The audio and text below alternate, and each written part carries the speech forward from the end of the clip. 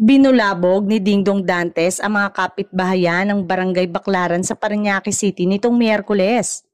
First taping day kasi ng bagong serye ni Dingdong na The Master Cutter sa Santa Rita, de Casia Parish, sa nasabing lugar. Dahil unang araw ng taping, dinumog ng mga tao ang location ng nasabing shoot. Hindi naman nagdamot si Dingdong sa lahat ng fans na gustong magpa-selfie sa kanya. Agad-agad ngang pinagbigyan nito ang mga taong gustong magpa-picture sa kanya para after ay makapag-taping naman sila ng maayos. Ang chika sa Baclaran ng araw ang sentro ng lokasyon ng bagong serye ng Kapuso Primetime King. Usap-usapan na rin ngayon pa lang na eto ang bagong itatapat sa FPJ Batang Quiapo ni Coco Martin.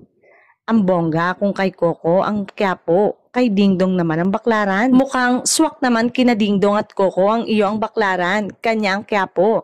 Parehong dinarayo ng mga tao na galing sa iba't ibang lugar ang dalawang nabanggit na lugar dahil nasa Quiapo ang Nazareno at nasa Baclaran naman ang Our Mother of Perpetual Help.